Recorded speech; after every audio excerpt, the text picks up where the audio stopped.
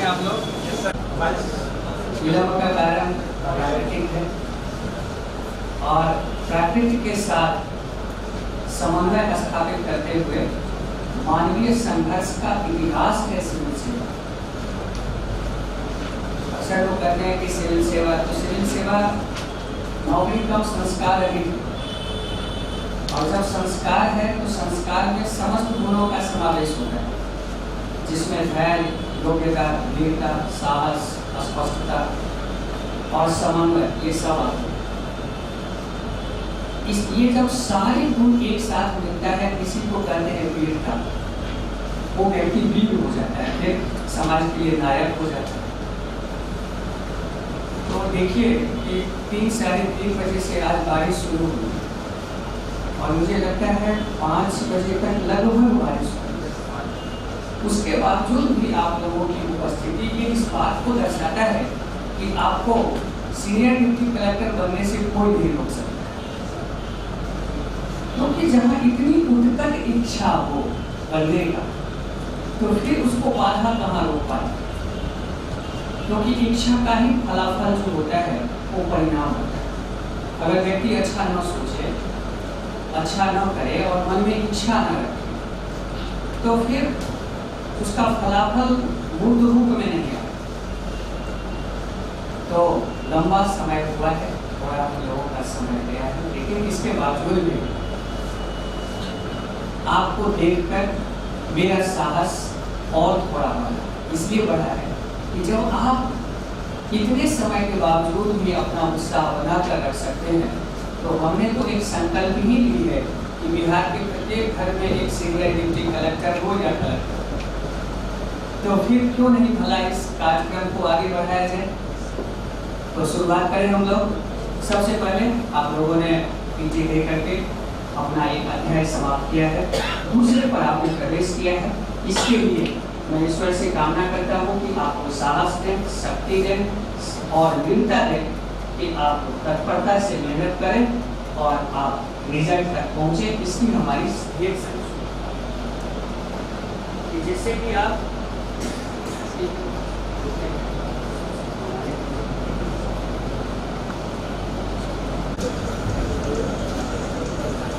चलते हैं। तो बिना समय गवाए, आप लोगों के पास कापी है? कितने लोग कापी लेकर आए हैं, पेज लेकर आए हैं? चलिए, बहुत बहुत। और कितने लोग चाहते हैं कि मैं पहली बार में जो है सो सीनियर डिप्टी कलेक्टर बन जाऊं?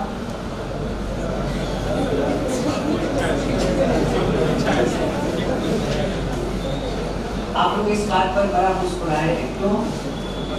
क्या आप लोगों को अपने आत्मविश्वास पर विश्वास नहीं है?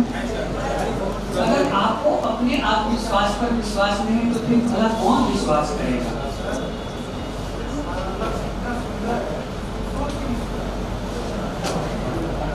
ये तो होनी ही चाहिए कि जब लक्ष्य सुंदर होते हैं तभी तो उसके प्रति जो हमारा लगाव होता है वो बढ़ता है। इसीलिए उसको हमेशा ही सुंदर और आकर्षक बनाकर रखना चाहिए, और उसका जब तक चिंतन नहीं करेंगे तब तक वो और सुंदर नहीं बनेगा। उस चिंतन को जब तक कार्य में नहीं बदलेंगे तब तक वो साकार नहीं लेगा, और जब तक वो साकार नहीं लेंगे तब तक उससे आप आलिंगन नहीं कर पाएंगे। इसीलिए सुंदरता जो आंखों में है, उसके आलिंगन तक के जो माध्यम होते हैं वो कर्तव्य होते हैं, कर्म होते हैं। चले हम लोग शुरुआत करें। आज हमारा 2 सवाल है। सबसे पहला सवाल ये है कि इतने कम समय में हम लोग तैयारी करें कैसे, और दूसरा सवाल है कि हम रैंक में आए कैसे। सफलता की बात मैं नहीं करूंगा, रैंक की स्ट्रेटजी बनाना है। वैसे भी अगर आप क्लास करते रहेंगे, नॉर्मली थोड़ा भी प्रयास करेंगे तो बीपीएससी तो कर ही लेंगे, लेकिन मेरा प्रयास है कि आपको रैंक में आके सीनियर डिप्टी कलेक्टर बने और बीपीएससी देने का झंझट छूट जाए। मैं एक तरह से ये भी कहूँगा कि बीपीएससी देने का झंझट नहीं छूट जाए, कम से कम पीटी देने का झंझट छूट जाए। क्योंकि जब तक आपका एग्जाम होगा नहीं तब तक पीटी से झंझट से मुक्ति मिलेगी नहीं। और पीटी बड़ा अनिश्चितता है, कितना भी पढ़ करके लोग जाते हैं फिर भी लोग कहाँ से कहाँ लुढ़क कर आ जाते हैं। एग्जामिनेशन हॉल में जब रहते हैं तो 150 के 150 सही प्रतीत होता है, सेंटर को छोड़ते हैं कहते हैं 100 120 से तो कम सही नहीं होगा। बस में बैठते बैठते तक जो है सो 105 तक आ जाते हैं और मिलाने के बाद जो है 80 85 पर आ जाते हैं। फिर फोन करने लगते हैं, सर रैंक क्या जाएगा। नहीं, ऐसा होता है, मैं तो ये नहीं, आप लोग इस चीज से, ये है पीटी का। अब सीनियर डिप्टी कलेक्टर बनाने में आपकी जो अहम भूमिका होगी वो होगी मेंस की। पीटी सिर्फ ये करता है कि आपको मेंस का दरवाजा खोल देता है, या दूसरे शब्दों में कहें तो ऐसे कर सकते हैं कि आप बीपीएससी की परीक्षा में बैठने लायक हैं या नहीं, ये तय कर देता है। आप बीपीएससी के लायक भी हैं या नहीं, ये निर्धारित करता है पीटी। और आप अफसर बनेंगे या नहीं बनेंगे, ये निर्धारित करता है। अब यहाँ पर जब पीटी आपने क्वालिफाई कर ली या उस लाइन में आ गए, तो अब यहाँ सवाल होता है कि अधिकारी बनना अब आपके हाथ में आ गया, क्योंकि मेंस आपके हाथ में। कहेंगे क्यों? तो पीटी में एक क्वेश्चन 1 नंबर का आता है, आपने सही बनाया तो सही, नहीं बनाया तो गलत। मतलब वहां 0 और 1 का जो है सो खेला है, लेकिन यहाँ पर 0 नहीं, यहाँ आप कुछ भी लिखेंगे 0 नहीं मिलेगा, कम से कम मिलेंगे तो हाफ नंबर मिलेंगे, 1 नंबर मिलेंगे, अर्थात 1 से प्लस जाएंगे। और ये आपके हाथ में। बहुत सारे अक्सर लोग कहते हैं कि इंटरव्यू, तो इंटरव्यू में कोई मायने नहीं करता, क्योंकि इंटरव्यू जो आपका होता है बीपीएससी में वो मात्र 120 का करना होता है। इंटरव्यू की भूमिका केवल इतना ही होती है कि वो या तो आपको रैंक दिलाता है या आपको सिलेक्शन करवाता है, उसकी भूमिका इतना ही है। ये मत सोचिएगा कि हम अगर मेंस में कम नंबर लाए रहेंगे फिर भी हमारा फाइनल सिलेक्शन हो जाएगा, तो ऐसा संभव नहीं। हाँ, अगर मेंस में आप अच्छे नंबर लाए रहेंगे तो इंटरव्यू में कितना भी कम नंबर लाए रहेंगे तब भी आप ऑफिसर बनेंगे, इसकी गारंटी है मेंस। इसलिए ये 3 महीना जो आपके पास समय है, अगर आप इसे सदुपयोग से करें, अच्छे से उपयोग करें, स्ट्रेटजी बढ़ाकर करें और ये सोच कर करें कि हमें सिर्फ अधिकारी बनना है, विद्वान बनना, क्योंकि विषय तो बहुत है और उस विषय के खोजने के चाहत में हमें बहुत सारे ऐसी चीजें मिल जाती है जिसमें हम अनावश्यक भटक जाते हैं। अगर उस भटकाव को आप रोकें और 3 महीना को सही तरीके से आप यूज करें तो मुझे लगता है आपकी मेंस हो जाएगी। अब वो कैसे होगी हम पहले उस पर चर्चा करें, शुरुआत करें। तो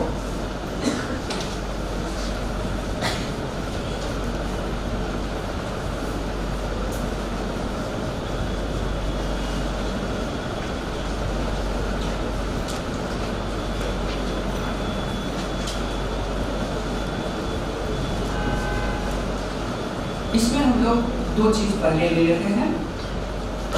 एक हमारा जो पार्ट है वो है हमारा सिलेबस का, हमारे पाठ्यक्रम का, जो और दूसरा पार्ट है हमारा रणनीति, हमारी स्ट्रेटजी। हम 2 चीजों पर चर्चा करेंगे। सामान्य रूप में पाठ्यक्रम के संदर्भ में आप लोगों को बता ही होगा, लेकिन फिर भी 2 मिनट में आपका समय ले लेता हूँ और 2 मिनट में मैं आपको बता दूँ कि आपका जो मेंस होगा वो 900 नंबर के मेंस। ये 900 नंबर निर्धारित करेगा कि आप सीनियर डिप्टी कलेक्टर बनेंगे या आप आरओ बनेंगे। ठीक है। अब एक चीज और बताकर देखना है आपको कि इस 900 नंबर में जितने भी आपके प्रतिभागी होंगे, जो आपके साथ एग्जाम दे रहे होंगे, सब लोग एक ही तरह के प्रश्न, ठीक है? सारे लोग कोई एक ही प्रश्न होगा, ऐसा नहीं होगा कि जितने लोग देंगे उनके लिए अलग अलग प्रश्न होगा, ऐसा नहीं होगा, प्रश्न एक होगा। और उसी एक प्रश्न से कोई सीनियर डिप्टी कलेक्टर बनेंगे और कोई आर बनेंगे। तो आखिर ये फैसला क्या हो रही है, ये क्या लिखा रहा है, इसकी चर्चा करेंगे हम लोग इस स्टेज में।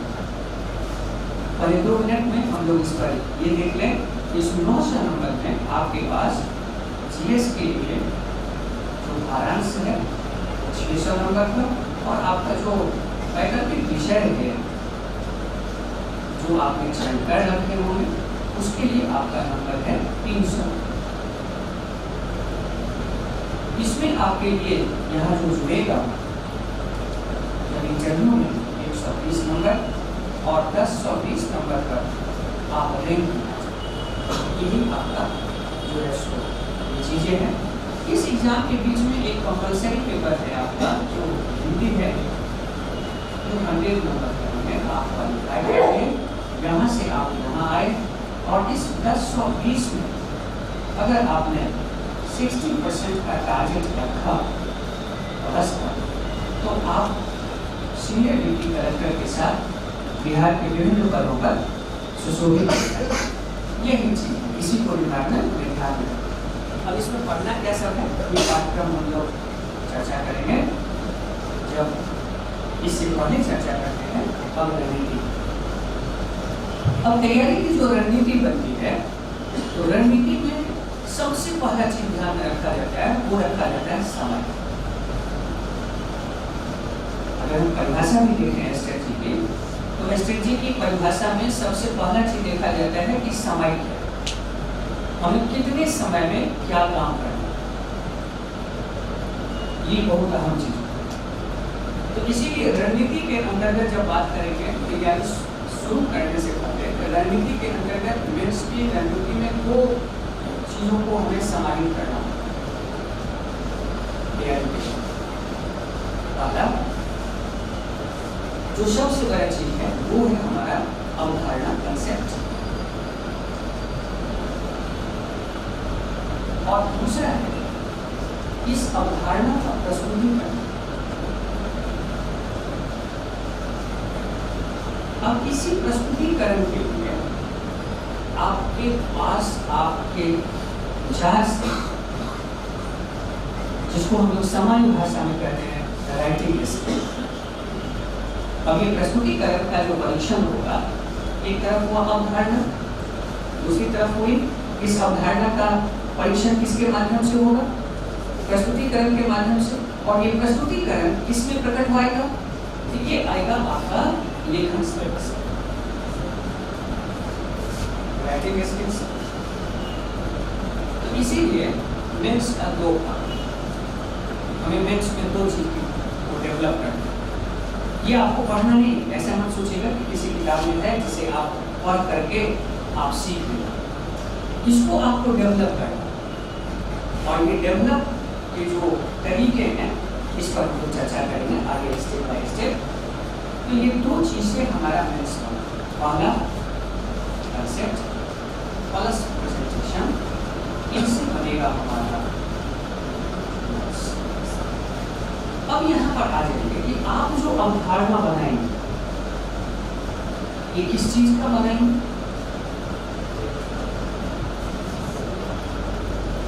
विषय का बनाएंगे या अपने कार्य के अनुरूप कार्य व्यवहार का बनाएंगे। अब यहाँ सवाल ये हो, जैसे कि एक एग्जाम्पल, कोई व्यक्ति अगर इंजीनियर बना तो वो जो एटीट्यूड डेवलप करेगा आपने, वो किस चीज का एटीट्यूड करेगा, डॉक्टर है, प्रोफेसर है, उनके एटीट्यूड में और एडमिनिस्ट्रेशन के एटीट्यूड। आप जब क्वालिफाई करेंगे, सीनियर डिप्टी कलेक्टर बनेंगे, डीएसपी बनेंगे, तो आप करेंगे, सवाल पढ़ेंगे यहाँ, और यहीं से तैयारी शुरू। हम लोग तैयार हो रहे हैं और नहीं रहे, और रहे हैं या तैयार हो रहे हैं? तैयार हो रहे हैं। किसके लिए तैयार हो रहे हैं? तो बिहार के टॉप मोस्ट सर्विस के लिए तैयार हो रहे हैं। अब वो बिहार के टॉप मोस्ट सर्विस क्या है? तो सीनियर डिप्टी कलेक्टर है, डीएसपी है, असिस्टेंट कमिश्नर ऑफ जीएसटी है, गवर्नर। अब यहाँ पर इस सेवा में जाकर के हम करेंगे क्या? क्या हम यहाँ पर पढ़ाएंगे? तो आपको कार्य के अनुरूप उस कार्य का व्यवहार समझना होगा और उसी व्यवहार के अनुरूप आपके अंदर में अप्रोच डेवलप करना। उसी अप्रोच को डेवलप करने के लिए आपके पास में कंटेंट है। इसमें जो आप history, geography, polity, science, tech, IR, aesthetics जो पढ़ेंगे, ये विषय पढ़ेंगे या इस विषय से अपने अंदर में एटीट्यूड डेवलप करेंगे? क्या करेंगे? अगर आप इस विषय को पढ़ना चाहेंगे तो अकेले हिस्ट्री पढ़ने में बहुत वर्ष लग जाते हैं लोगों को, अकेले ज्योग्राफी पढ़ने में वर्षों लग जाते हैं। तो आपको उस विषय को पढ़ना नहीं, आपको उस विषय के अंतर्गत, उस विषय के अकॉर्डिंग अपने अंदर में वो कार्य व्यवहार डेवलप करनी है, एटीट्यूड डेवलप करनी है, जिससे उस विषय का जो सामान्य अंतर संबंध है आप उसको समझ सकते, उसको कहते हैं अप्रोच। तो इसीलिए हमने यहाँ पर ये लिखा कि जो अवधारणा आप विकसित करें, मान लीजिए एक डॉक्टर जो अवधारणा डेवलप करें,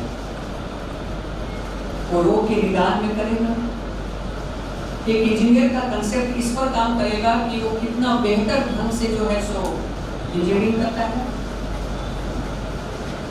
तो एक एडमिनिस्ट्रेटर अधिकारी का, एक एडमिनिस्ट्रेटिव सर्विस का और एक एज ए एडमिनिस्ट्रेटर के रूप में आपका काम होगा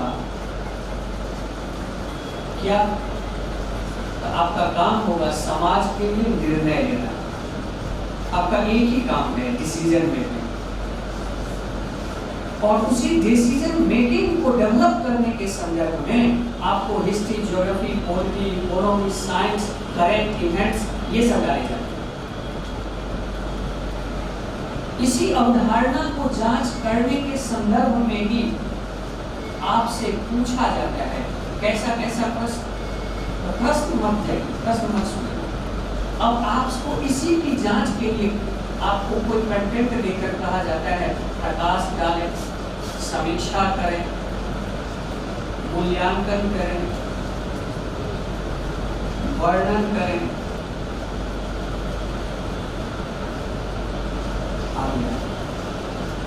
इसका क्या मतलब हो रहा है? आपको सोचना पड़ेगा कि ये क्या कहा गया और क्यों कहा। आपके पास जो प्रश्न पूछा जाता है वो प्रश्न रहता है या आपके पास समस्या दी जाती है? क्या दी जाती है? सोचिए, प्रश्न के रूप में आपके पास समस्या दी जाती है, प्रॉब्लम दी जाती है, एटीट्यूड दी जाती है, कार्य व्यवहार दी जाती है।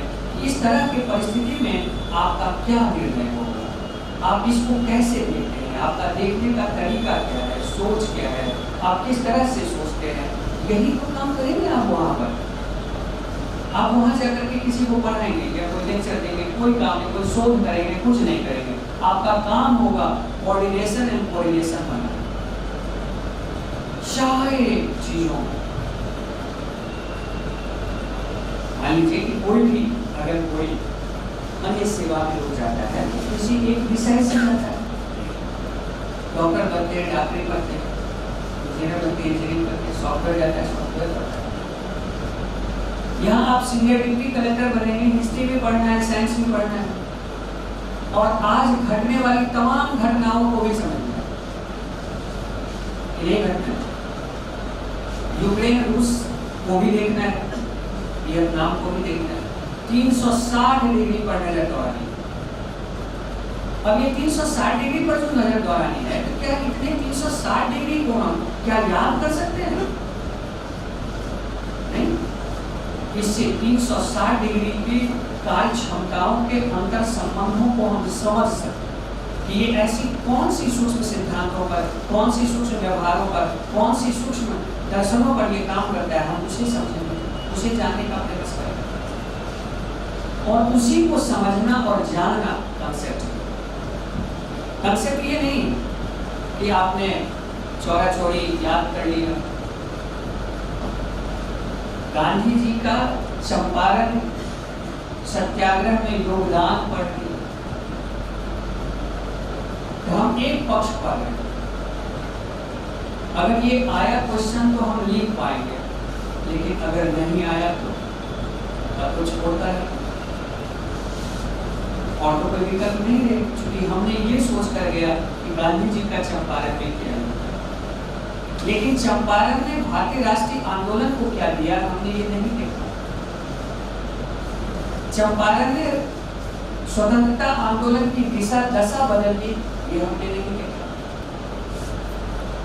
गांधी इतने महान क्यों बने? गांधी के आंदोलन और गांधी से पहले के आंदोलनों में क्या अंतर? तो ऐसे ढेर सारे, आज तक हमने ये पढ़ा कि भारतीय राष्ट्रीय आंदोलन में गांधी जी की क्या भूमिका है। अब हमें ये पढ़ना होगा कि भारतीय राष्ट्रीय आंदोलन में अगर गांधी नहीं रहते तो क्या होगा। अब हमें ये जानना है कि वर्तमान भारत के निर्माण में गांधी के दर्शन की प्रासंगिकता क्या है। तो ये क्वेश्चन के तरीके बदल गए, इसलिए अप्रोच बदल, चीजें बदल। अब धारणा क्या है समझ में आया आपको? हमें दो चीज डेवलप करना है। पहला क्या? अवधारणा।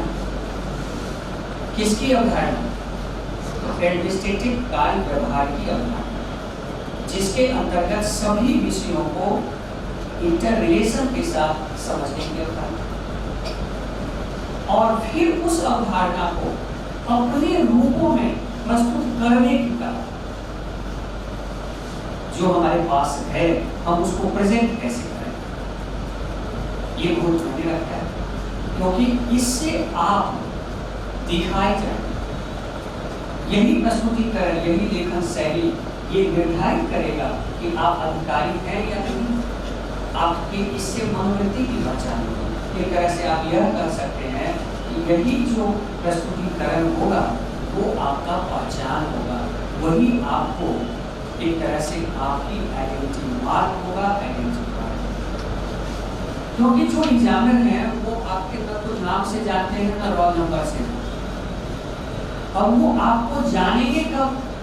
तो जानेंगे तब जब आपकी प्रस्तुतिकरण, आपका प्रेजेंटेशन, आपकी लिखने की शैली, आपकी अवधारणा प्रस्तुतिकरण इतना बेहतर हो कि आपको यह उनको आपसे प्यार हो जाए। ठीक है? और प्यार एक बार एग्जामिनर को आपसे हुआ तो आप मेंस पास। अब इसके लिए थोड़ा सा अपने आप को सजना संवरना होगा। तो उसी सजने संवरने की जो कला है वही तो प्रस्तुतिकरण है, वही तो लेखन शैली है। ढाबे से लेकर के 5 स्टार तक सारे जगह पर मटर पनीर ही बनते हैं। बदलता क्या है? Way of presentation. Way of presentation ही बदल करके कोई सीनियर डिप्टी कलेक्टर बनते हैं और वे ऑफ प्रेजेंटेशन के कारण ही कोई लोग आरोप हो जाते हैं। तो आपको ये तो मेंस को पढ़ने के लिए, मेंस को जानने के लिए हमें कितना चीज, दो चीज को फोकस करना है। पहला क्या चीज? अवधारणा, और दूसरा क्या? और दोनों एक दूसरे में संबंध है, ये याद रखिएगा। कई बार ऐसा भी होता है कि हमारे अच्छे कंसेप्ट के बावजूद भी अगर हमारा प्रस्तुतिकरण कमजोर होता है तो हम असफल हो जाते हैं। हम कई ऐसे लोगों को जानते हैं जिन लोगों के साथ किसी भी विषय पर आप बात करेंगे तो वो बड़ा ही एकदम सिद्धस्त है अपने विषय क्षेत्र के अंतर्गत, लेकिन उनकी प्रस्तुतिकरण कमजोर रही, जिसके कारण आज वो जिस सेवा में थे आज उसी सेवा में वो अधिकारी नहीं बन पाए। और ऐसे हम बहुत सारे लोगों को जानते हैं जो बहुत कम पढ़कर, 3 महीना पढ़कर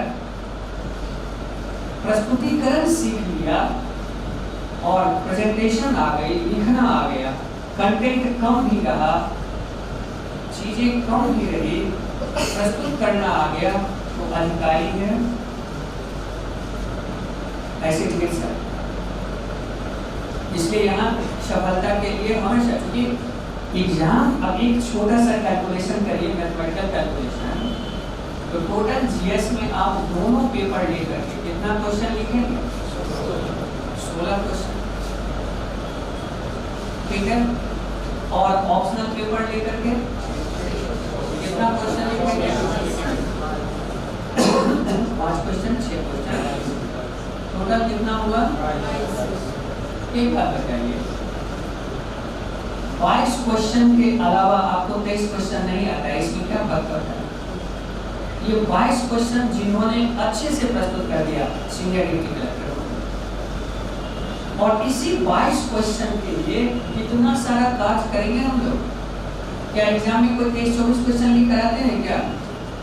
सारे लोग 22 क्वेश्चन लिखते हैं, कोई 20 भी लिखते हैं, कोई 18 भी लिखते हैं, फिर भी रिजल्ट आती है। तो इसीलिए आप अगर सामान्य रूप से देखेंगे तो निर्भर किया प्रस्तुति पर। चले, तो हमें आज 2 बात पर चर्चा करना है। पहला इस सेक्शन पर, दूसरा इस सेक्शन पर। तो कहाँ से क्लास शुरू करें बताइए आप लोग। मैंने बताया नेक्स्ट में वो चीज हमें ध्यान में रखना है। पहला सिलेबस हमें याद है, ये याद करना चाहिए, क्योंकि हम चलेंगे कितना ये तब पता लगेगा जब मुझे पता हो कि मैं पढ़ क्या रहा। और अभी के समय के लिए ये जानना बहुत जरूरी है, क्योंकि जब हमारे पास 1-2 साल का समय रहता है तो उसमें हम पाठ्यक्रम को ध्यान में रखें या ना रखें उससे कोई फर्क नहीं पड़ता है। लेकिन जब समय कम रहता है तो हमें पाठ्यक्रम ध्यान में रखना पड़ता है कि हमें कितना पढ़ना है और क्या पढ़ना है। कितना पढ़ने से आशय ये है क्योंकि समय कम है, और क्या पढ़ने से आशय है कि कितना अच्छा चीज पढ़ना जो हमारे काम।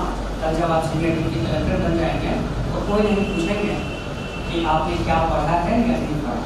उसके बाद तो आप जो भी कहेंगे, उसके बाद कहेंगे हमने कभी सोया ही नहीं मैथ्स का, तो लोग मान जाएंगे। अगर आपने कहेंगे कि हमने भी मोहम्मद गोरी की तरह 3 महीने तक जो है सो जिस ड्रेस में पीटी देकर आए उसी ड्रेस में रहे, तो लोग मान जाएंगे। हमने कोई खाना पीना नहीं खाया तो मान जाएंगे। हमने इतना लिखा कि हमारा कलम टूट जाती थी तो लोग मान लेंगे। आप यहाँ तक कहेंगे कि हमने कभी सोया भी नहीं तो वो भी लोग मान लेंगे, क्योंकि आप सीनियर डिप्टी कलेक्टर जो हो जाएंगे, क्योंकि समाज रिजल्ट को देखता है। उसके बाद आप जो भी कहेंगे वही सर। इसलिए लेकिन उससे पहले आपको इन बातों को ख्याल रखना है कि हम ये सब कहने लायक कितना जल्दी हो जाए, जिसमें हम जो भी कहें लोग विश्वास कर लें। तो इसके लिए जरूरी है कि इन सारी चीजों को थोड़ा सा आत्मसात करें। आत्मसात का मतलब क्या होता है?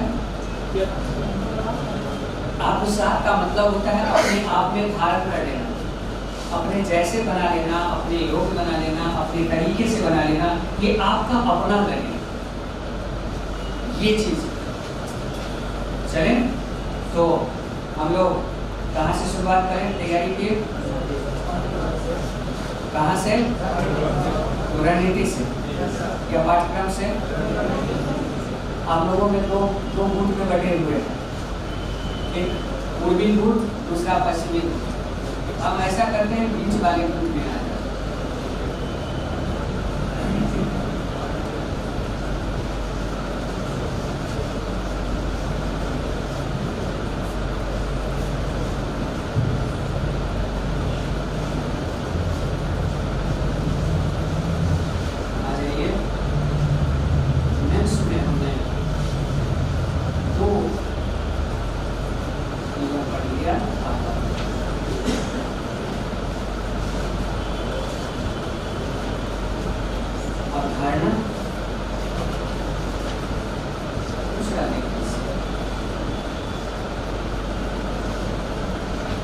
अब इस पर आते हैं सबसे पहले पर। अब यहाँ जो अवधारणा है। तो हमारी जो अवधारणा है वो प्रशासनिक है सबसे पहले।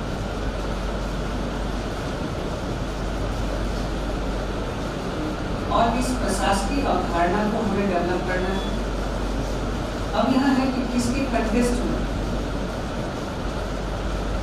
तो भारतीय समाज के साथ आप जो अधिकारी बनेंगे किसका बनेंगे, भारत का, खास करके बिहार। ठीक है। अब यहाँ पर इन दोनों के चीज में हमें क्या करना है, तो हमें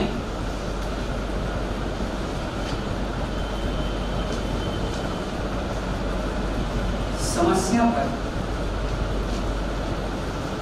निर्णय, क्योंकि आपकी जो स्थिति होती है एज ए अधिकारी वो ऐसे होती है।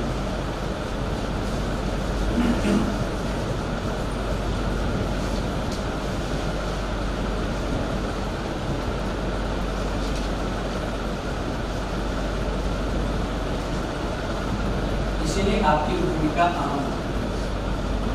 सरकार की सभी कार्य प्रणाली आपके माध्यम से यहाँ पहुँचती है, जनता की सभी अपेक्षाएं ऐसे हैं, इसलिए आपका महत्व काफी अधिक है। और इसी संदर्भ में जब समस्या पर आपको निर्णय देना है, तो अब यहाँ मेंस में हमें ये देखना होगा कि हमारे पास समस्या कैसी कैसी रहेगी और हमारे किस प्रकार की व्यू जानी जाएगी। तो सबसे पहले ऐतिहासिक,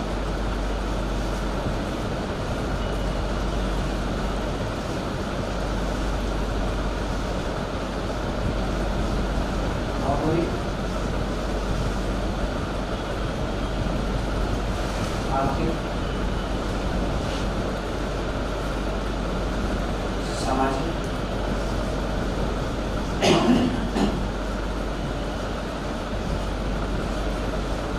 राजनीतिक,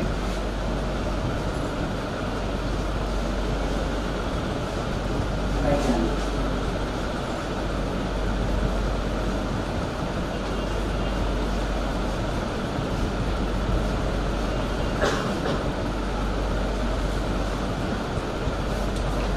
ठीक है। अब यहाँ पर एज ए अधिकारी के रूप में आपको भारतीय या बिहार की समस्याओं का क्या करना है, समाधान करना, निर्णय लेना, डिसीजन लेना। सरकार आपके माध्यम से डिसीजन लेगी, जनता की तरफ से। तो इसलिए अब यहाँ पर सवाल है कि आपके पास समस्या कितनी तरह की समस्या आएगी, और इसी समस्याओं के परीक्षण के लिए, आपके मनोविज्ञान को समझने के लिए भिन्न भिन्न विषयों से प्रश्न आपके सामने रखे जाए और उस पर आपका व्यू जाना जाएगा। अब ये व्यू किस किस रूप में जाना जाएगा, तो एक डायरेक्ट होगा, इनडायरेक्ट होगा, समीक्षा होगा, वर्णन होगा वगैरह। उस पर हम लोग बाद में चर्चा करेंगे। वो महत्वपूर्ण होता है, मेंस के लिए बहुत महत्वपूर्ण होता है वो चीज़। अब यहाँ आई तो हमारे पास कितनी तरह की समस्या हुई। अब एक और जोड़ लीजिए आप यहाँ पर, अंतरराष्ट्रीय। हम ये अब यहाँ जो ये ऐतिहासिक है, इसी व्यू को जानने के लिए आपके पास कुछ सिलेबस को जोड़ करके आपको पेपर फर्स्ट में सेक्शन ए बनाया गया, समझा है। और यही अगर आप यूपीएससी के सिलेबस को देखेंगे तो इसी ऐतिहासिक प्रश्न के संदर्भ में वो विश्व इतिहास से भी प्रश्न पूछता है और इंडियन इतिहास हिस्ट्री से भी पूछता है। लेकिन चूंकि आप अधिकारी होंगे बिहार के, इसीलिए आपके ऐतिहासिक प्रश्नों में बिहार के प्रश्न रहेंगे और भारत के प्रश्न, वहां पर विश्व इतिहास के प्रश्न नहीं है। यही मतलब समस्या कौन सी, चीजें कौन सी, कंसेप्ट कौन सा आपको जानना है, ऐतिहासिक। इस ऐतिहासिक एटीट्यूड को जानने के लिए आयोग आपके पास इतिहास से प्रश्न पूछते हैं। आईएएस के लिए वर्ल्ड हिस्ट्री और इंडियन हिस्ट्री दोनों रहता है, और पीसीएस के लिए क्या रहता है? केवल इंडियन हिस्ट्री और स्टेट हिस्ट्री। बस यही तो समझना है। यूनिवर्सल थॉट डेवलप कर दिया, जिससे विषय को आप एक समझ लें और फिर बनाने लगे। जैसे एक एग्जाम्पल देना आपको, आपने कभी किसी मूर्तिकार को देखा है? शंकरास जो मूर्ति बनाता है, तो वो मूर्ति जब बनाता है तो वो मूर्ति बनाना सीखता है, मिट्टी लगाना सीखता है। वो किसी खास मिट्टी का प्रैक्टिस नहीं करता, कोई खास मूर्ति बनाने का प्रैक्टिस नहीं करता। जो मूर्ति बनाना जानता है उसको कोई भी मूर्ति कहिएगा बना देगा। तो लिखना भी वही कला है, प्रस्तुतिकरण भी वही है, अवधारणा भी वही है। जब आप चीजों को समझने लगेंगे तो एक ही चीजों के वैज्ञानिक, साइंटिफिक, कल्चरल, हिस्टोरिकल, ज्योग्राफिकल सारे एस्पेक्ट को समझेंगे, सारे एस्पेक्ट को समझेंगे। और यही है यूनिवर्सल थॉट, यूनिवर्सल कंसेप्ट। चले, तो इसलिए मैंने समस्या के रूप में निकाला कि आपका जब मेंस में एग्जाम में प्रश्न आएगा तो आपके पास कौन कौन समस्या होगी? तो ऐतिहासिक, भौगोलिक, आर्थिक, सामाजिक, राजनीतिक, वैज्ञानिक और अब इसी ऐतिहासिक जो प्रश्न होंगे, ये ऐतिहासिक प्रश्न आपके पीसीएस मतलब बीपीएससी के लिए ये पेपर फर्स्ट के कौन सा सेक्शन हो जाएंगे? सेक्शन के। यही जो भौगोलिक प्रश्न है, इसी को देखने के लिए, भौगोलिक एटीट्यूड को समझने के लिए इंडियन ज्योग्राफी जोड़ दिया जाए। आप पीसीएस के हैं इसीलिए इंडियन ज्योग्राफी, और आईएएस के रहेंगे तो इसीलिए उसमें वर्ल्ड ज्योग्राफी भी आ जाएगी।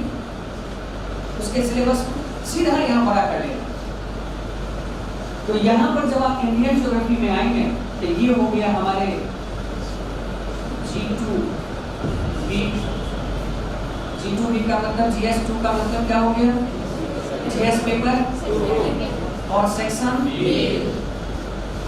इसी तरह से अब आपके पास इकोनॉमिक एस्पेक्ट को जानने के, इकोनॉमिक बिहेवियर को जानने के लिए, समझने के लिए, उसके एटीट्यूड को परीक्षण करने के लिए आपके पास फिर आ गया, इसमें आ गया। इसी तरह से आपके राजनीतिक प्रश्नों को समझने के लिए आपके पास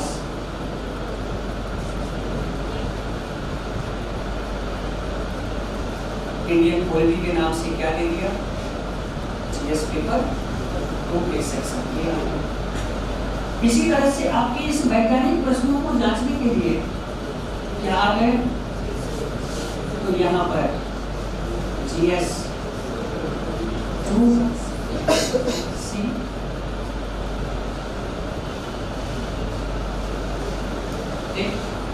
और ये अंतरराष्ट्रीय, सामाजिक, इन सभी को मिला करके आपके पास बना GS 1B बनाना। आपके GS पेपर 1 में कितना सेक्शन? 3 सेक्शन। एक में क्या चीज है? दूसरा सेक्शन में क्या है? करेंट है कि नहीं? और बाकी के बाकी ये सारे किस में आ जाते हैं? जीएस पेपर 2 में, जिसमें section A, section B, section C. As a अधिकारी के रूप में आप यही समस्या का समाधान करेंगे कि और कोई समस्या आएगी आपके पास, अगर आएगी तो वो कंडीशनल, उसको भी कंडीशनल करें, केस स्टडी में आए। केस आजकल जो मेंस में सवाल आते हैं वो केस स्टडी बेस्ड सवाल आते हैं, जिसमें आपका एडमिनिस्ट्रेटिव एटीट्यूड पूछा। तो इस तरह से हम इन सभी विषयों पर एक सम्यक दृष्टिकोण विकसित करें, और वही सम्यक दृष्टिकोण हमारी अवधारणा का सम्यक दृष्टिकोण। कौन सा दृष्टिकोण हमें बनानी है? सम्यक दृष्टिकोण। अब यहाँ सवाल आता है कि सर इतना सारा जो दृष्टिकोण है ये तो एक दिन में आएगा नहीं और 3 महीने भी नहीं आएगा। मन में आप लोगों को डर लगता होगा। इतने सारे विषय के फर्क मैंने पहले ही कहा। मैंने आपके परंपरागत जो पाठ्यक्रम है, क्या मैंने उसके हिसाब से पाठ्यक्रम बताना शुरू किया है? नहीं, हमने उस तरीके से शुरू किया है जो तरीके एडमिनिस्ट्रेटिव अप्रोच में आप जानेंगे, समझेंगे। मुझे परंपरागत जो ट्रेडिशनल है, पेपर फर्स्ट, पेपर सेकेंड, मैंने ऐसा नहीं किया। मैंने आपके पास ये प्रश्न रखा कि आपको बनना क्या और बन करके आप करेंगे, तो आप करेंगे सारे के सारे एडमिनिस्ट्रेटिव निर्णय लेंगे। भारत के, बिहार की जो भी समस्याएं होगा उस पर अपना निर्णय लेंगे। अब वो समस्या किन रूप में आ सकती है आपके पास? तो ऐतिहासिक, भौगोलिक, आर्थिक, सामाजिक, राजनीतिक, वैज्ञानिक, अंतर्राष्ट्रीय, विभिन्न। तो इसी से रिलेटेड सिलेबस बनाई गई है जो आपके पेपर 1 और पेपर 2 में सुव्यवस्थित है। ठीक, और इसी को पढ़ करके हमें इसके बारे में एक सम्यक दृष्टिकोण विकसित करना है। चले, अब यहाँ पर है कि जब इतनी कम समय है, इस समय इस चीजों को हम क्या करेंगे? तो इन विषयों के जो आधारभूत कंसेप्ट हैं, हम उसको समझने का प्रयास करें। आधारभूत कंसेप्ट, ठीक है। और हम उसके बाद ये प्रयास करेंगे कि इन सारे विषयों को हम एज ए प्रश्न, एज ए समस्या के रूप में कैसे बांट सकते हैं। यही जो हम बांट रहे हैं, यही आपके 3 तरह के प्रश्न होंगे जो एग्जाम में, प्रश्न पत्र में आपके पास आते हैं। पहला, इनसे जुड़े हुए पहला परंपरागत प्रश्न,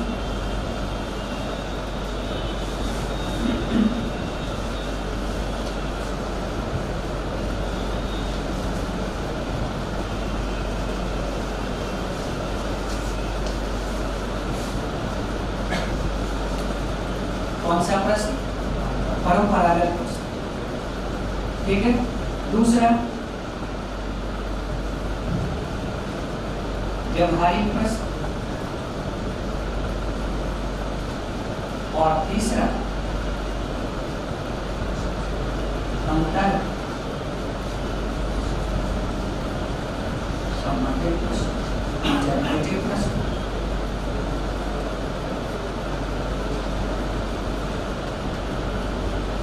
आप इसे लिख तो लिए होंगे, लेकिन जब तक इसका उदाहरण आपको न दें तब तक शायद दोनों में अंतर न कर पाए। तो क्या कुछ उदाहरण दे दें आपके पास? जैसे कि मान लीजिए कि आपके पास प्रश्न आ जाए कि बिहार के पिछड़ेपन का मूल कारण क्या है?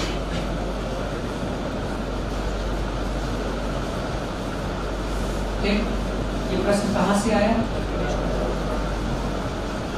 ठीक है, तो आखिर से भी, ठीक है ना। अब दूसरा प्रश्न, बिहार कृषि प्रधान राज्य होने के बावजूद भी यहाँ कृषि के कई संस्थागत दोष हैं, चर्चा करें। ये कौन सा प्रश्न है? परंपरागत प्रश्न, कृषि से प्रश्न, ठीक है।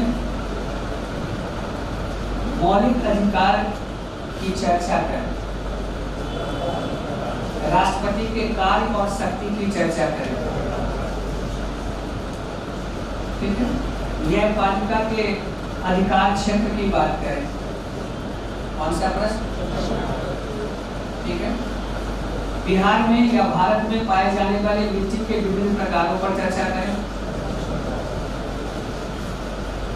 1857 में बाबू वीर कुंवर सिंह की भूमिका पर चर्चा करें, कौन सा प्रश्न? परंपरागत प्रश्न, ठीक है। अंतरिक्ष प्रौद्योगिकी के क्षेत्र में भारत की उपलब्धियों पर चर्चा करें। बहुत दिन से पूछता आ रहा है, ठीक है ना। भारतीय राष्ट्रीय आंदोलन में गांधी जी की भूमिका पर चर्चा।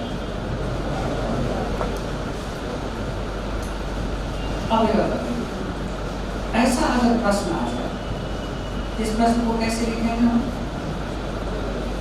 तो इस प्रश्न को लिखते हैं लोग ईट एंड वोमिट।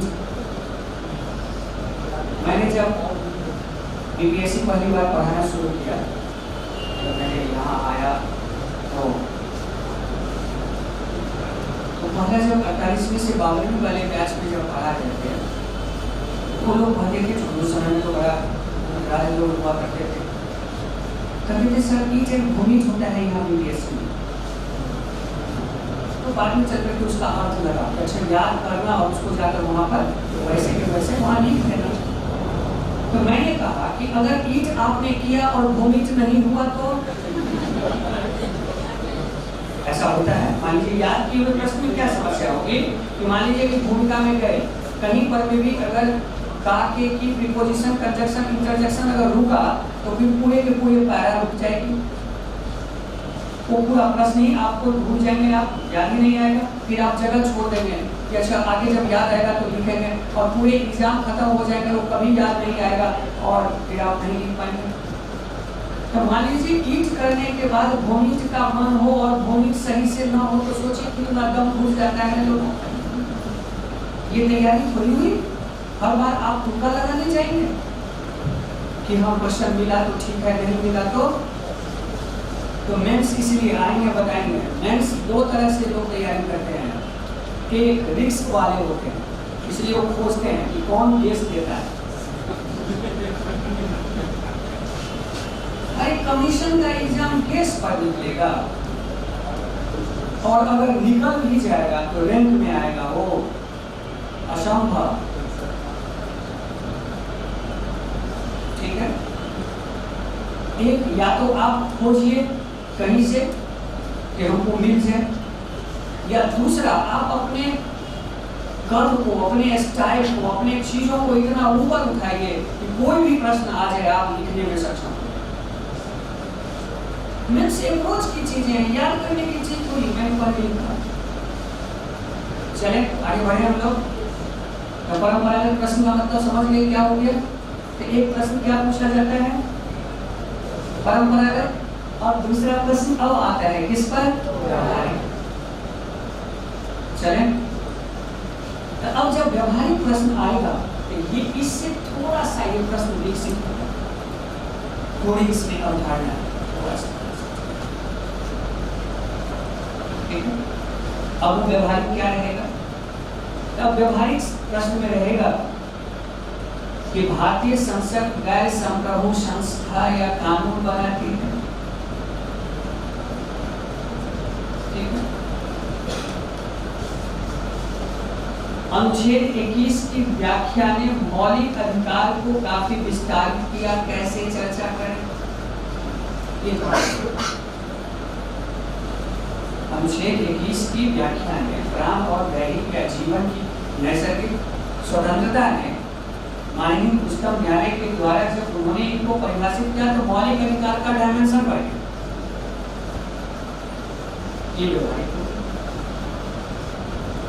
ठीक है, किसी भी देश की अंतरिक्ष प्रौद्योगिकी उसके रक्षा प्रौद्योगिकी को कैसे प्रभावित करती है, चर्चा करें।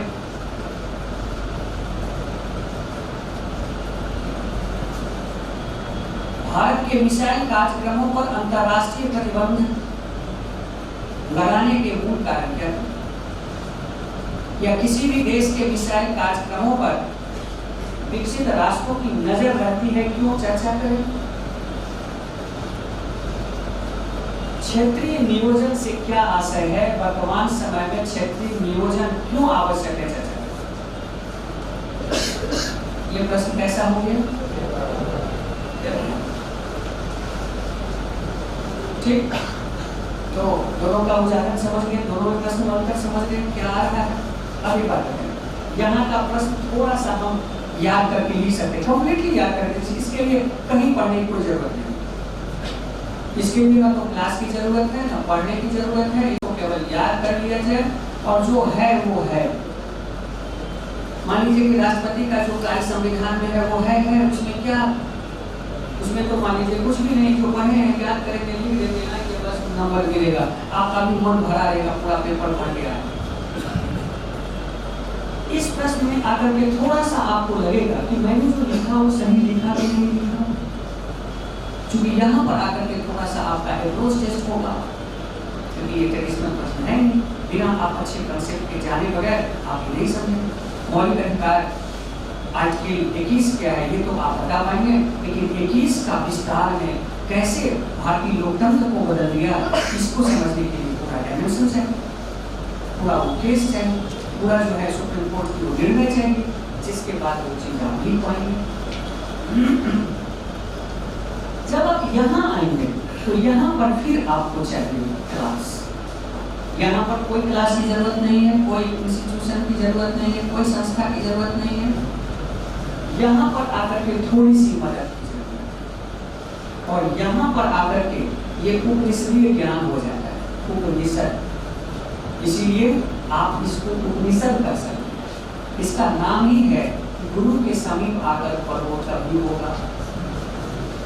उपनिषद का मतलब ये होता है ना, हमारे यहाँ पर मान लीजिए कि वेद है, दर्शन है, उपनिषद है, तो उपनिषद का क्या मतलब होता है?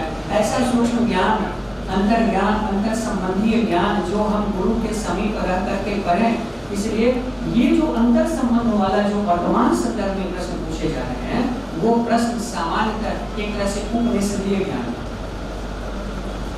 जिससे आपका ये परीक्षण होता है कि आपके अंदर में कितनी अधिक संवाद शैली है, कितनी अधिक अवधारणा है और व्यवहारिकता है, अंतर संबंध है, विषय, हर एक विषय को आप कैसे समझते हैं।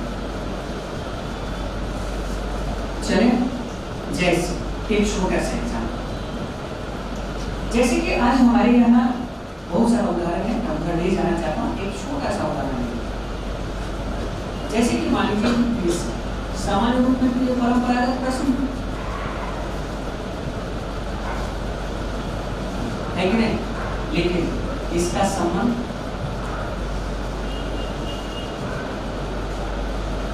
भूगोल से, अर्थव्यवस्था से, समाज से और वैज्ञानिकता से, ये सब समाहित होता है इसमें।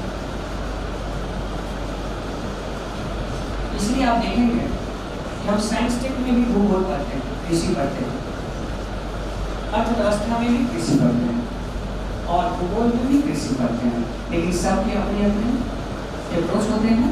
लेकिन आपको इन सब के बीच में क्या समानता है ये खोजना है। डाइवर्सिटी हमारी पहचान है, और इसी डाइवर्सिटी में यूनिटी जो है ये हमारी विशिष्टता है। तो अधिकारी के रूप में आपकी यही विशिष्टता होगी कि इन सभी विविधता में आप एकता को कैसे समझते हैं। ये है अंतर संबंध। समझ में आया अंतर संबंध? अब इससे हर एक क्षेत्र कैसे प्रभावित हो जाएगा, ये अंतर संबंध पर आधारित जो प्रश्न होंगे ये चीज हमें जानना। जैसे कि मान लीजिए कि आपने प्रश्न देखा होगा, नहीं तो आगे हम लोग को जब क्लास शुरुआत होगी, कल से जब हम लोग शुरू कर रहे हैं आज, ये भी इसी का पार्ट है। क्योंकि आप लोगों को पता होगा हम लोग बिहार से हैं और बिहार कृषि प्रधान राज्य है, और यहाँ पर बच्चा बच्चा खेती करना जानता है, क्योंकि हम सब लोग धरती पुत्र हैं, क्या है कि नहीं है। और यूपीएससी के वर्तमान जो चेयरमैन हैं, इनकी बहुत बहुत हम लोगों को आभार व्यक्त करना चाहिए कि उन्होंने तमाम फॉल्ट को दूर करते हुए धरती पुत्र को कुबेर पुत्र से बचा दिया। नहीं तो यहाँ एग्जाम में ऐसी सेंध मारी थी कि कुबेर पुत्र और धरती पुत्र धरती पर रह जाता। तो ये धरती पुत्र के अधिकार को सुरक्षित करके न्याय देने वाले, ये बहुत बड़ी चीज, ये एक अच्छी बात है। इसलिए आयोग बड़ा सराहनीय। और मैं पहले भी कहा था, मैं आज भी कह रहा हूँ कि हिंदुस्तान में यूपीएससी के बाद वर्तमान में अभी बीपीएससी से बेहतर कोई विशेष नहीं, कोई विशेष नहीं। एग्जाम के लेवल पर, चीजों के लेवल पर, सारी चीजों के लेवल पर। इसलिए नहीं कि मैं बिहार को इसलिए नहीं करता हूँ, मैं स्टडी के साथ चलिए। तो इस तरह से ये अंतर संबंध हमें समझना विषयों के बीच, और इस अंतर संबंध को जैसे ही आप समझेंगे तो विषय अच्छा कैसे बनेगा आप देखिए। जैसे कई बार जो प्रश्न पूछे जाते हैं, जैसे हम लोग प्रश्न देखेंगे तो आपके पास ढेर सारी समस्या भी होती है। वो समस्या ऊर्जा के संदर्भ में भी हो सकती है, बेरोजगारी के संदर्भ में हो सकता है, रोजगार के संबंध में हो सकता है, कृषि के संदर्भ में हो सकता है, या आपदा के संदर्भ में हो सकता है। और इन सभी समस्याओं के एक ही निदान आपसे तलाशने के लिए कहा है। और वो निदान क्या होगा? तो वो निदान वैज्ञानिक भी होगा, वो सामाजिक भी होगा और आर्थिक भी होगा। तो एक ही इतने सारे समस्या का समाधान समाज कैसे करेगा? इतने सारे समस्याओं का समाधान आर्थिक व्यवस्था से कैसे होगी? और इतने ही सारे समस्याओं का समाधान साइंस कैसे करेगा? जब इतने सारे समस्याओं का समाधान साइंस करेगा तो क्वेश्चन हो गया साइंस टेक का। अगर यही सारी समस्याओं को एक साथ मिलाकर के जब प्रश्न बनेगा तो समावेशी विकास के अंतर्गत ये प्रश्न हो गया इकोनॉमी का, और अगर यही प्रश्न समाज से रिलेटेड हो जाएगा तो सामाजिक समावेश का क्षेत्रीय नियोजन का पार्ट हो जाएगा। तो इसको कहते हैं अंतर संबंध। कोई दिक्कत तो नहीं? तो अब सवाल होगा कि हम यहां से यहां तक कैसे पहुंचेंगे? ऐसा तो नहीं होगा कि एकाएक हम लोग जंप लगा देते हैं, ऐसा तो नहीं होगा। तो यहां से यहां तक हम कैसे पहुंचेंगे? अब इसकी रणनीति पर हम लोग क्या करेंगे? काम करेंगे, क्योंकि हमारे पास 1 महीना है, इसीलिए ये जानना हमारे लिए जरूरी है। कोई दिक्कत तो नहीं? क्योंकि अगर समय रहता तो हम किसी तरह से चल सकते थे, लेकिन हमारे पास समय नहीं है, इसीलिए हमें इस एक स्टेप से लेकर के यहाँ तक पहुंचना। और इतने सारे विषय में से आप जानते हैं बहुत सारा ऐसा विषय है जो एक जगह पढ़ा जाए, बाकी सब जगह अपने आप कंसेप्ट हो जाए, केवल एक जगह पढ़ा जाए। ये सिलेबस इतना बड़ा है लेकिन है इतना छोटा। तो हम यहाँ से यहाँ तक की कार्य प्रणाली पर चर्चा करेंगे कम।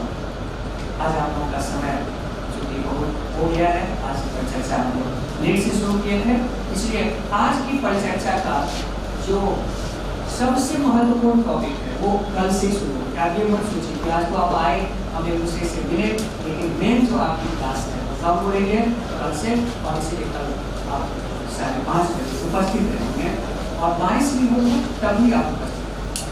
कोई दिक्कत तो नहीं? ढेर सारी शुभकामनाएं, all the best, good night.